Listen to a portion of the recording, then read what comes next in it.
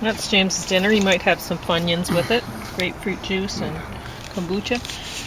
Sicilian Ghost Story got top of the stack, and it says it's a fairy tale, beautifully whatever. Kiss Before Christmas is a Hallmark thing, got second. Victor Frankenstein. And bottom was Solo Leveling Season 1. And honestly, it was better than I thought it'd be. We're going to talk about Dune. And that's not in order of best to worst. James has some other books there that he might talk about, but I really don't know. Because, I mean, we have a lot of Dune here. How much time. Oh, I should show you something else. How sad! Right? This one's perfect. So this one's going to come back in the house because I just noticed he was fine. But, well, some of the stuff went to waste, but it's not as though we bought it or something like that. Well, it's going back into the garden. Yeah, exactly. So, you raise these and stuff like and that. And I'm actually going to put these over here as a windbreak, and then they might actually serve some sort of purpose. That's very creative of them. Yeah. Because they have no other purpose for existing. They have no other purpose for existing than that. Maybe a coaster. So, I guess, do you want to talk about Dune for a while and then... Not really. I'm hungry, right? So, okay. Are you hungrier than I am? Well, I'm hungry, but you know what? I can wait. I'll talk about the Sicilian Ghost Story. Tell you what, you talk about one thing, then I'll talk about one thing, and then you talk about one thing. Okay? That sounds fair. So we don't have to sit up for half an hour. I was thinking, now all of these, except for the Christmas one, the Hallmark, aren't something that you'd really want to be watching this time of the year. Because everyone wants to be watching something like this time of year, right? And Sicilian Ghost Story, I hadn't read the back where it says based on a true story, blah, blah, blah, blah, blah. So I watched the movie, and I'm going through this movie, and I'm like, fairy tale? With like mafia and all sorts of stuff. I'm like, no. And then when you get to the end and it says, like, because for me, I hadn't read the back, right? Get to the end and it says the stuff about the guy was kept for 797 days or something like that. Oh my gosh. Anyway, it just made me go, holy... I just couldn't believe it. And yeah, it's a well done movie. It's, given the material, yes, it's beautifully done. Fairy tale, and I was thinking, well, there are some creepy fairy tales. But anyway, it's in Italian. It has English subtitles, so you are going to have to read to watch this. It's worth sitting and reading it while you watch it. It's and there aren't a lot of movies that I would say that about, right? This is one. Now I'm trying to find the number of minutes on here because it didn't seem like it was too long, given there was a lot of story here and everything. And it was really artfully done, but it was long, so I can't find a thing on here saying how long it was, so I can't tell you to give you a warning of, oh, there it is, 126 minutes. See, I knew it was a bit over. The hour and a half. But yeah, I mean, it's what a story. You have, I guess, given that it's an Italian, like Sicilian kind of story, you have the basically it's a story of these two young teenagers who fall in love, and then unfortunately the one young man, he's the son of somebody who was involved with the mafia or something, and now he's communicating with the police. And you know, they say snitches get stitches. or they get their kids abducted, apparently. And so this young man, he gets abducted, and he gets held by the mafia people for a long time. So sad. And well, eventually they kill him and dissolve him in acid. It doesn't go well, you know. It's really, this should be a cautionary tale for anybody who's thinking, you know, let's just open immigration, whatever, right? We've tried that, had that done to us. Okay, so in the United States, Canada. That's all I'm going to say about this one. It's definitely worth watching. What a great movie. Like, I hadn't known that it was a true story, it says on the back, but so maybe it was better for me, because when that popped up, I was just like totally floored, you know, as it was an entertaining story without it being based on a true story. So James is now going to talk about Dune, I imagine, while I eat a little bit. All right. So I didn't bring the Dune thing out. I didn't want this to get blown over. I don't know where's a good right place there. to put it. It's not going to go. So there's lots of Dunes here. You can hold this one or that one or whichever one. Yeah. I finished this one. Dune Messiah comes highly not recommended. Dune, the original, highly unrecommended. All very unrecommended. Yeah. God Emperor of Dune was the one that I was working on. Yeah. And James said to me, I don't know how you got through, there's like with all the terminology and stuff like that. And I got through the first 50 pages really quickly, and James is like, well, how did you do that? I mean, and I said, well, I give every book 50 pages, you know, so. Which is 5 times more than what I used to. So if it doesn't hold my interest within 50 pages, it's gone. I'm not going to bother reading through the whole thing. Not anymore. There's just too much I want to get done in my life. So, anyway, and how did I get that far in spite of the terminology? Well, I've already watched the shows. Yeah, we know. That's why. If I hadn't, it would have been just excruciating getting through that 50 pages, right? But because I've already The show helped me imagine. Oh, did it? Okay. I read. So would you recommend that if people are going to try to read the Dune stuff, that they actually watch the shows first? Think about David Lynch. He's worth thinking about. Yeah, exactly. And Dune the is Paul not. character, or whatever, yeah. he ends up being used properly in Twin Peaks. Oh, the actor. Yeah. Yeah, exactly. He was misused by Hollywood. He's good at playing kind of ironic roles. Although he wasn't playing an ironic role. Mm-hmm. Could have been. Lord knows what he was thinking while he was going down. Anyway, I'm about 5 pages. It's been about 5 days. I've been sitting at 5 pages to go. In Children of Dune, which I don't have out here.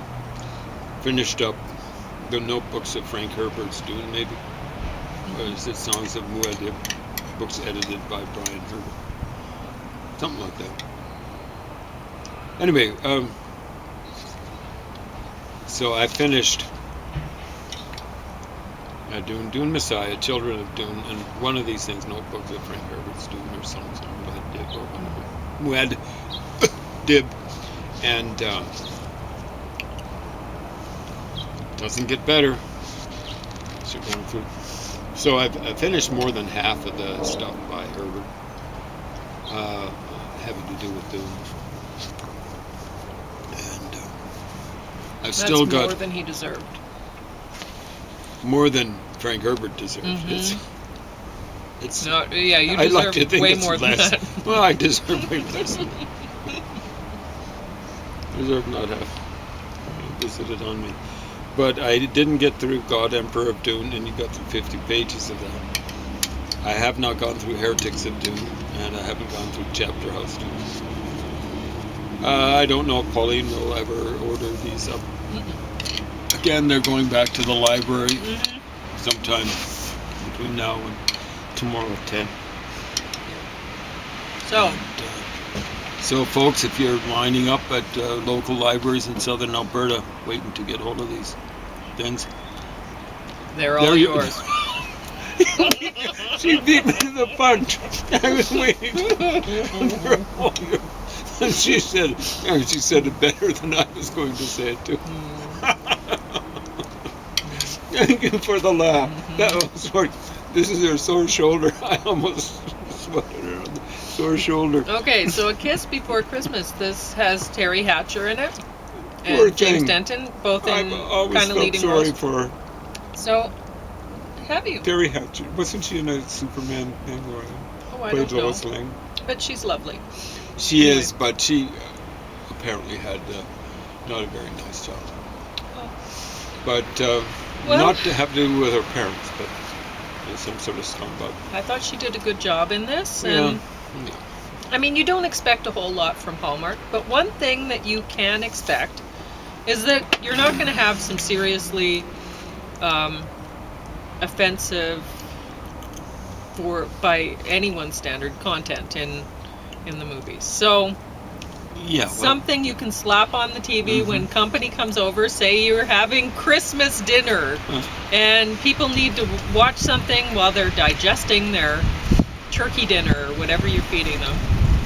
You can put this on, and maybe the kids will be grumbling, I don't like watching old people movies or whatever, but they can go play in the snow, whatever.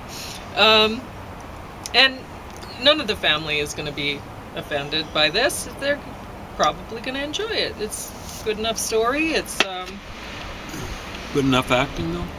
yeah, Okay. yeah, I think so.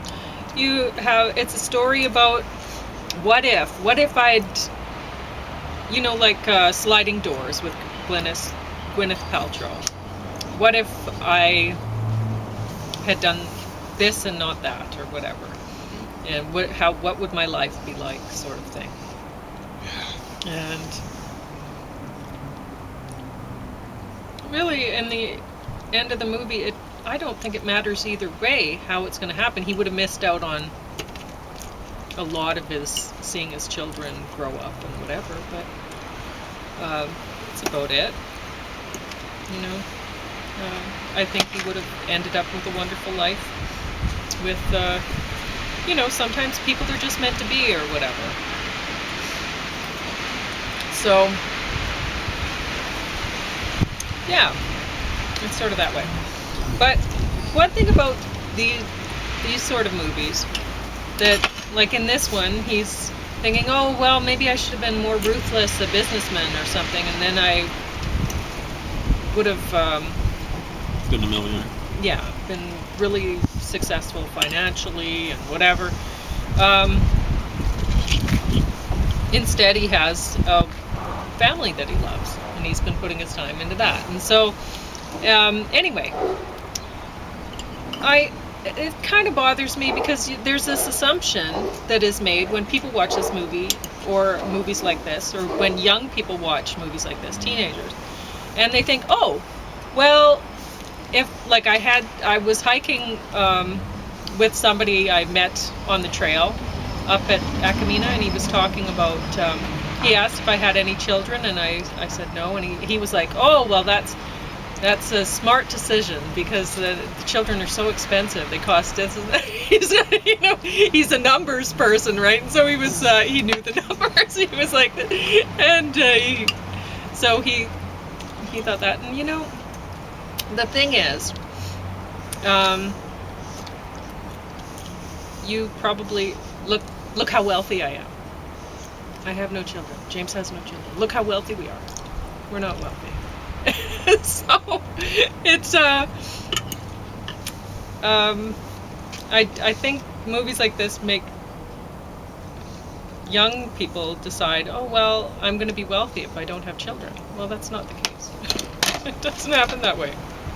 So go ahead and talk about something again if you want, or do you want to talk about Victor Frankenstein, because you watched this one? We should go through the Okay. book.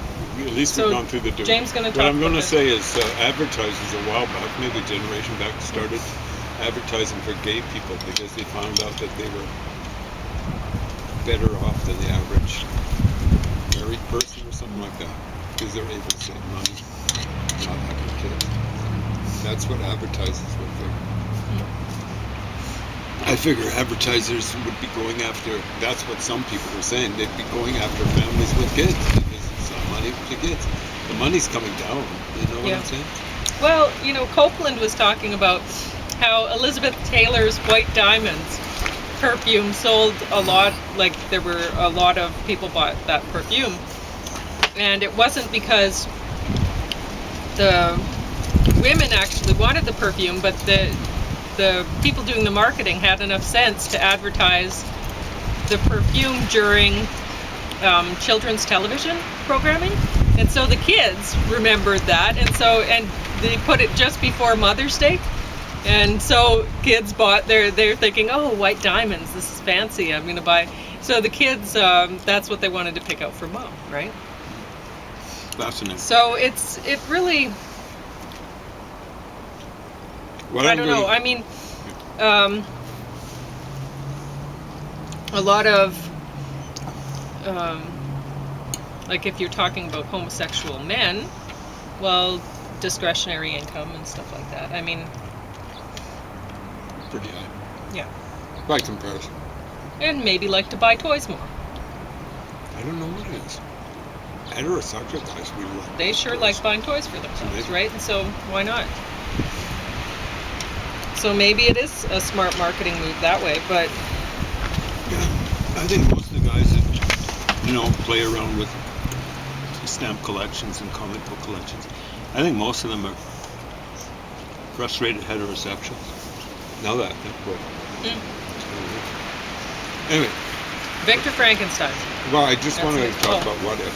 Okay. What if? History, you're not supposed to write what if things. Can you believe that? That's supposed to be like self-work. That's the only stuff you should write.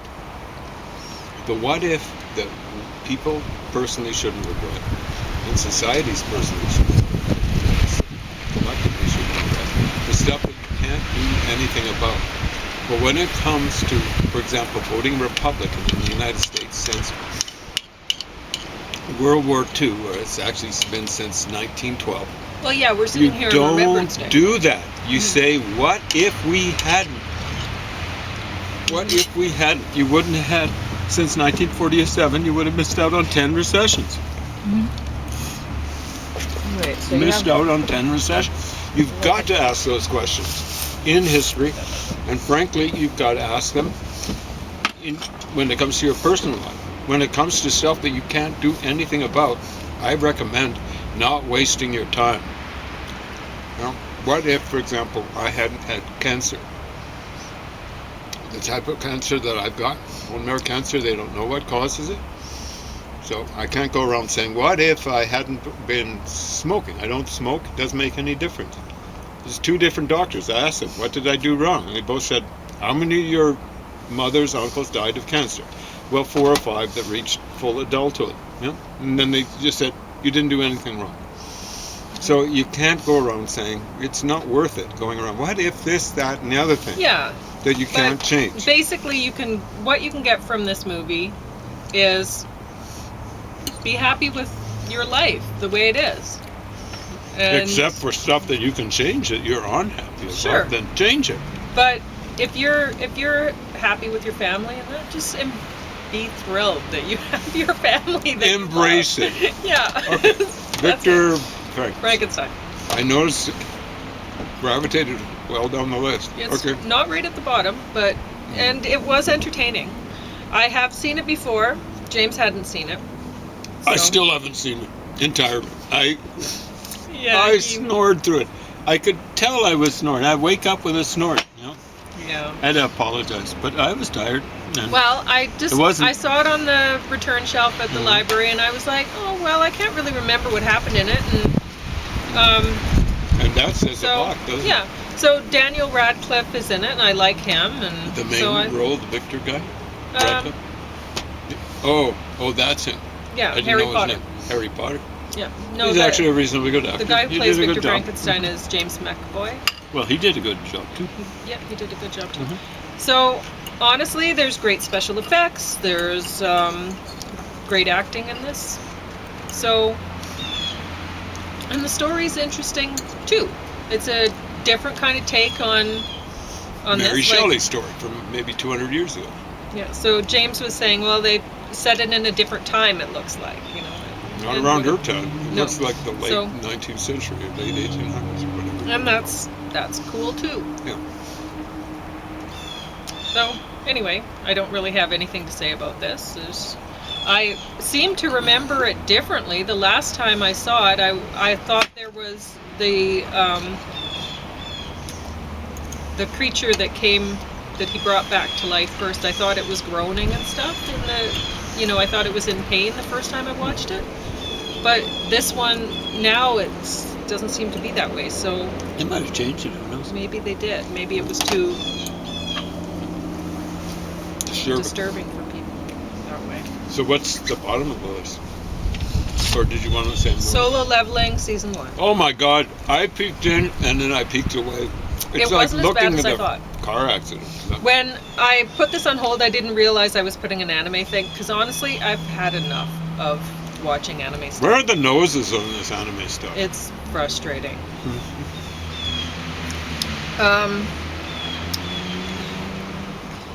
Then I took it out anyway. I borrowed it because I put it on hold, and I thought, all right, well, sometimes I'll see it and I'm like, okay, I can't do this. I'm just going to take it back to them and say, I didn't mean to put this on hold. But this one I took home, I put it on, and at first, it's playing out like a video game. And one of the characters says in it, the main character, he says, this is like a video game. Wow. And Pretty cheeky. And so it's meant to be like that, only it's like a video game for people too lazy even to play video games themselves. Yeah. So you're just laying there watching this thing.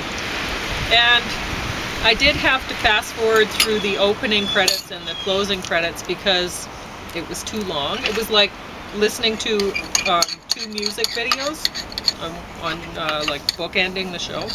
Well, it's amazing how many people work on this. You think someone would actually that's say true. amongst all the people, like it seems like there are hundreds and hundreds, would say, is this really worth doing? Yeah.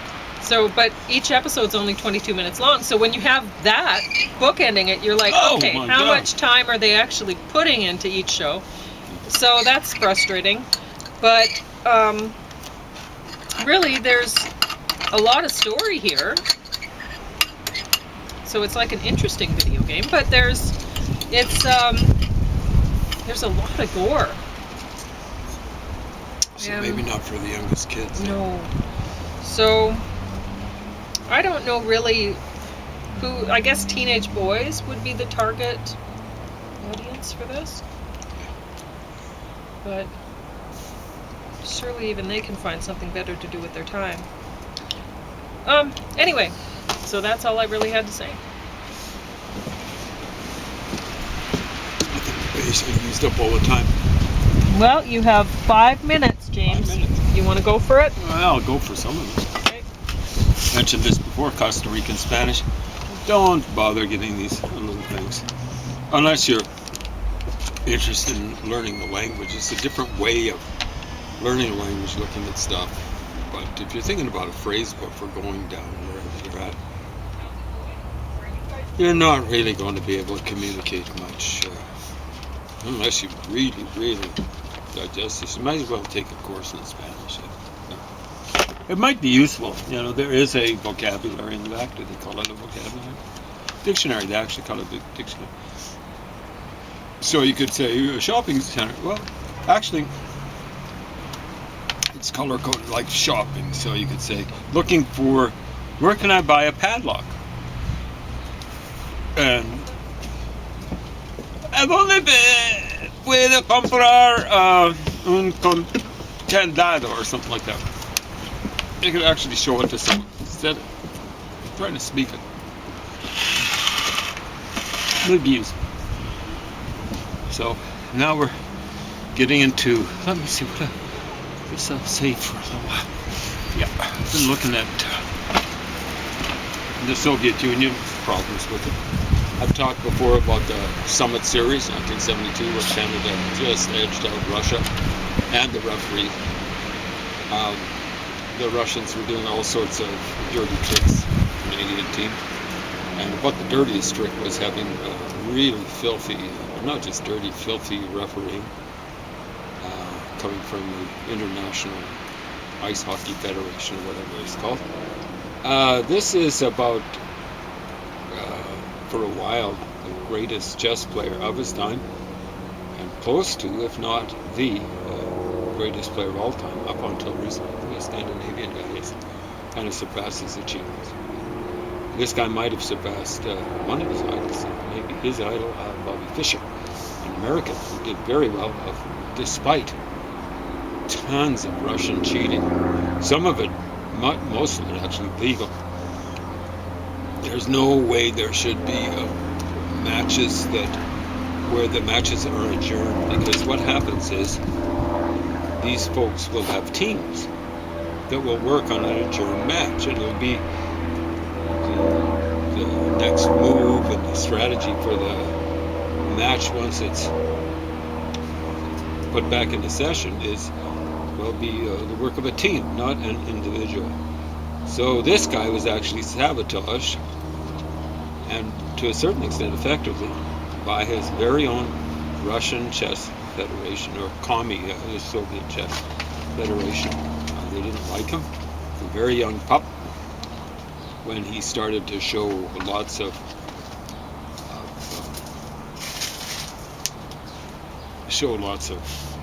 promise and stuff like that. I'll show you a few pictures in here. There's some very good pictures in here. Here's Garry Kasparov.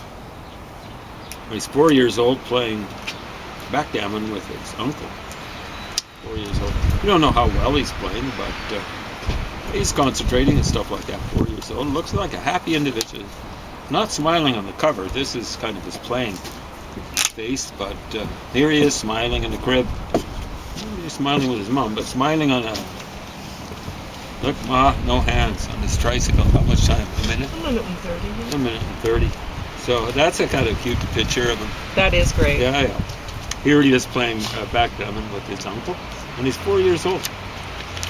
And he was, of course, one of the reasons why the Soviets didn't like him. They were very left-wing, and typical left-wing, anti-Semitic. So he's half Jewish, half Armenian, I believe. I hope he's still alive. And of course, left-wingers just can't help it. They end up hating Jews, being anti-Judeophobic. Here he is playing a guy, Korchnoi, who at this point in time, I don't know if he's second in the world. He ended up being second best in the world runner-up, kind of like Korchnoi, a Russian guy. I think he's Jewish, really. He's better than... But here you can see how young he is. Kasparov is playing Korchnoi. Here he is.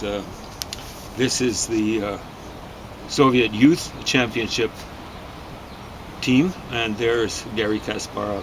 How old is he? 12 years old or something like that?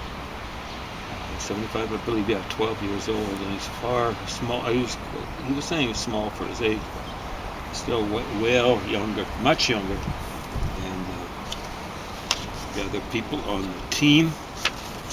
Very good pictures in here. Here he is